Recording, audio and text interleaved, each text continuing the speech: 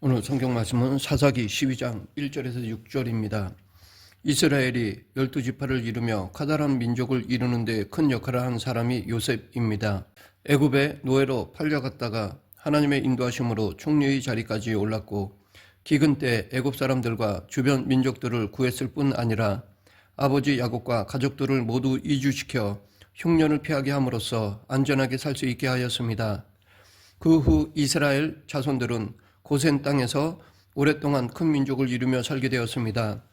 요셉은 야곱의 12아들들 중 11번째였는데 실제적으로는 그가 장자 역할을 하였습니다.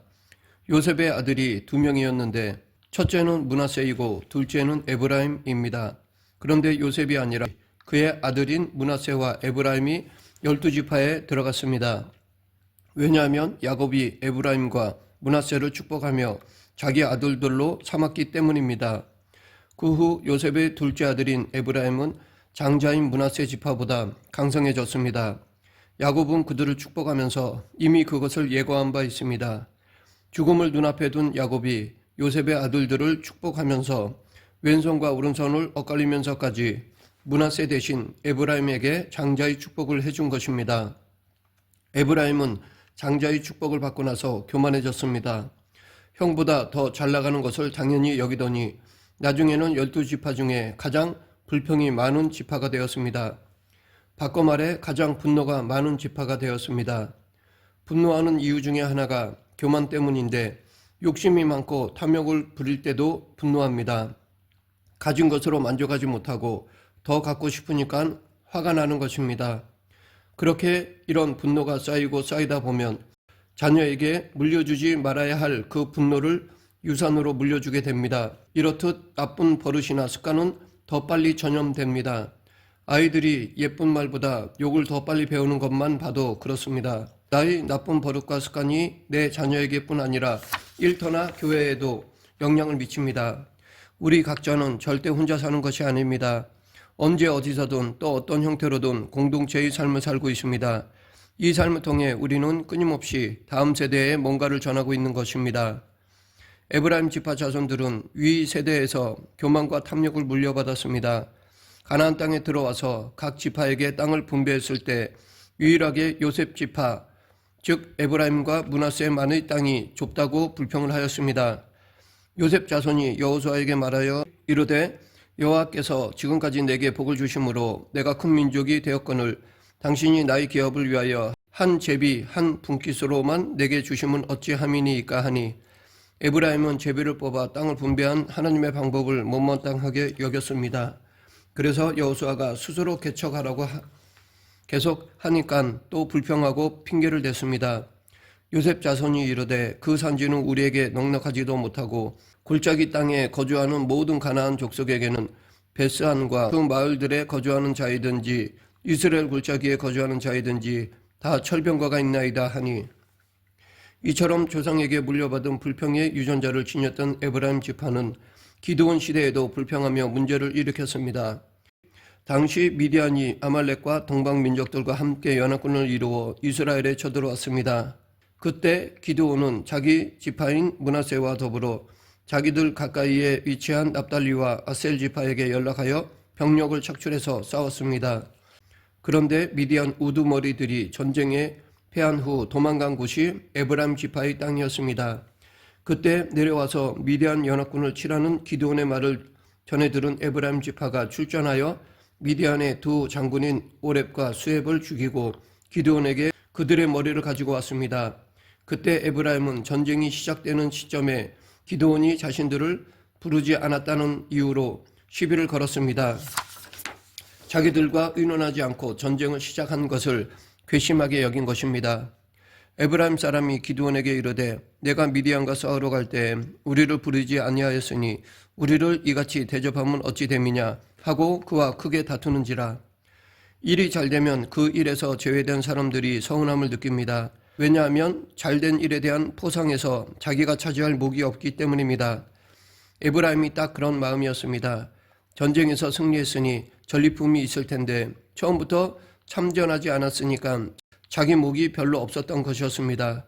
그래서 문제를 일으켜 자기들에게 돌아올 목을 더 챙겨볼 의도로 이렇게 문제를 일으킨 것이었습니다.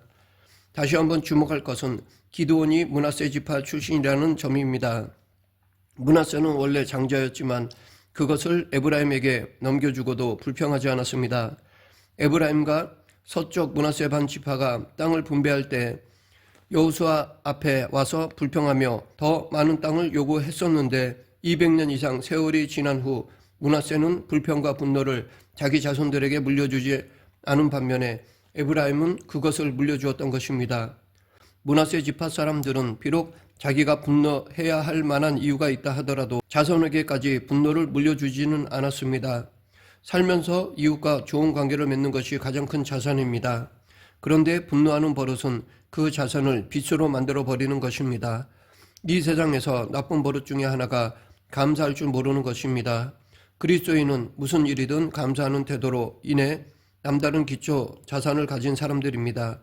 그러하기에 만약 불평하거나 남을 비난하는 버릇이 있다면 어떤 일을 시작하기 전에 고쳐야 하겠습니다. 에브라임 지파가 불평하고 화를 냈지만 므낫세 지파의 기드온은 맞서 싸우지 않았습니다. 그도 역시 쌓인 분노가 많았겠지만 폭발하지 않았습니다. 그 대신 좋은 말로 타일렀습니다. 기드온이 그들에게 이르되 내가 이제 행한 일이 너희가 한 것에 비교되겠느냐. 에브라임의 끝물 포도가 아비에셀의 만물 포도보다 낫지 아니하냐. 하나님이 미디안의 방백 오렙과 수렙을 너희 손에 넘겨주셨으니 내가 한 일이 어찌 능히 너희가 한 것에 비교되겠느냐 하니라. 기드온이 이 말을 하매 그때에 그들의 노여움이 풀리니라. 즉 기드온은 에브라임에게 정말 큰 일을 해줘서 고맙습니다. 여러분이 더 잘했습니다. 라고 칭찬해 준 것입니다. 그리고 아마도 에브라임 지파에게 자기 목의 전리품을 나누어 주었을 것입니다. 므낫세 지파의 기드온은 말 한마디로 모든 불평을 무마시켰습니다. 만일 기드온이 에브라임 지파의 억지 주장과 요구에 분노해서 맞서 싸웠다면 동족끼리 그것도 형제 지파끼리 전쟁이 일어났을 것입니다. 이렇듯 남의 분노를 자극하지 않는 말 한마디가 몇만 명의 군사보다 더 큰 힘이 있습니다. 그래서 솔로몬은 잠언에서 유선한 대답은 분노를 쉬게 하여도 과격한 말은 노를 격동하느니라 라고 하였습니다. 그리스도인은 유선한 말, 온유한 말, 부드러운 말로 사람들의 화를 가라앉히는 사람이 되어야 할 것입니다. 예수님이 우리에게 화평하게 하는 자의 복을 주셨고 화평케 해야 할 역할을 맡기셨습니다. 분노의 입자인 이 시대에 살면서 우리가 마땅히 감당해야 할 사명이 바로 이것입니다. 우리의 말 한마디가 지니는 권세야말로 하나님이 자녀에게 주신 가장 놀라운 선물입니다. 에브라임 지파는 불평하고 분노하는 습관대로 살다가 나중에 결국 혼이 나게 됩니다. 화를 잘 내는 사람은 반드시 그 버릇을 손봐주는 임자를 만나게 되어 있습니다. 오늘 본문인 사사기 12장에서 에브라임 지파는 똑같은 문제로 입다에게 와서 불평하는데 입다는 에브라임에게 그 임자였던 것입니다.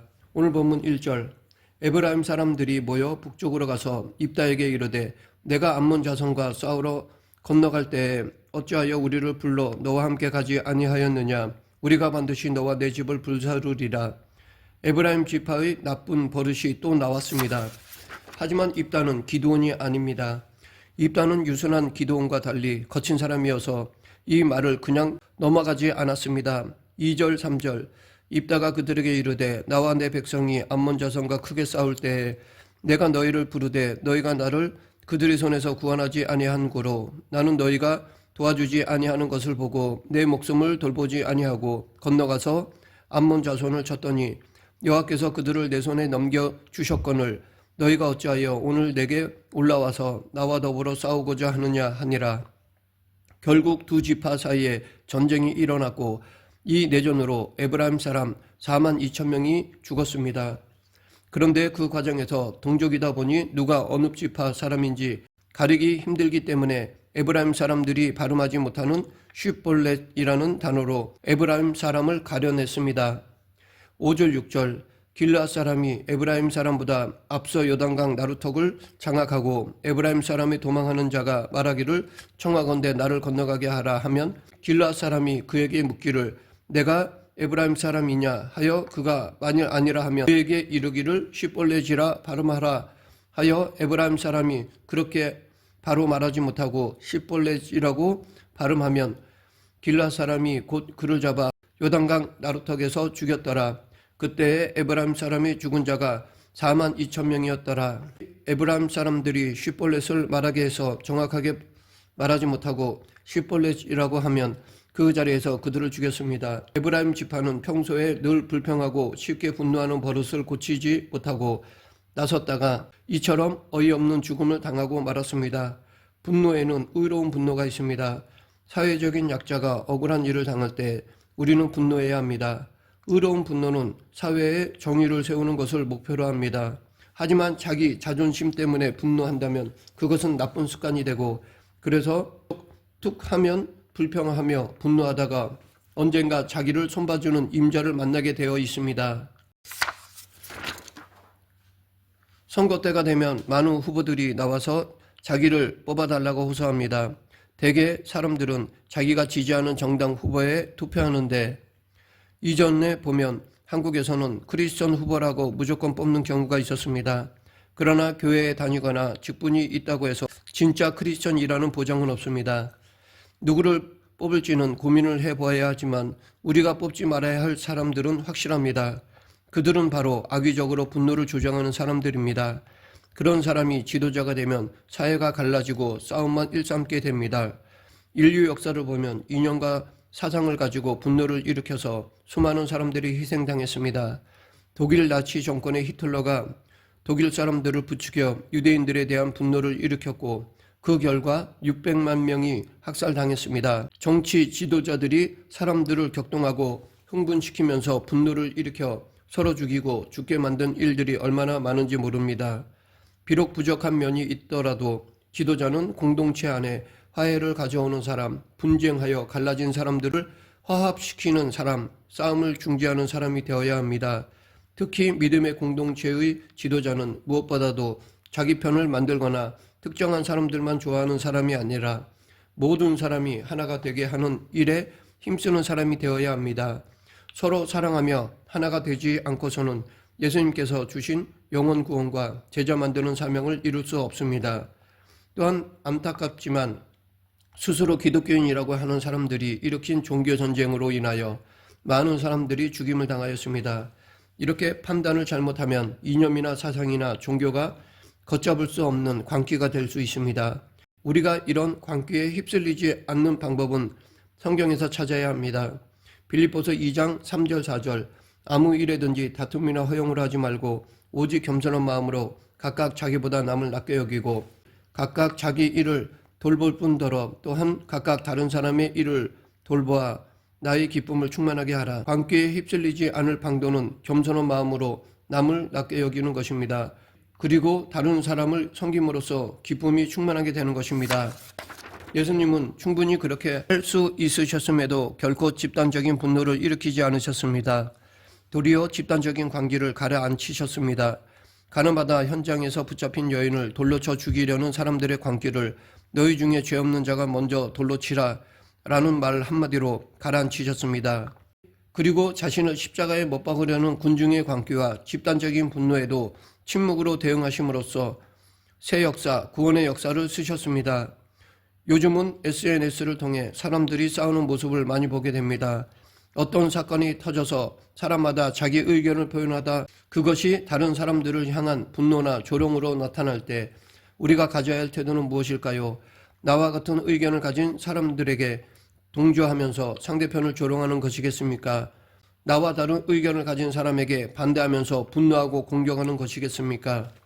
그럴 때는 예수님처럼 침묵해야 합니다. 예수님이 할 말이 없으셔서 침묵하신 것이 아닙니다.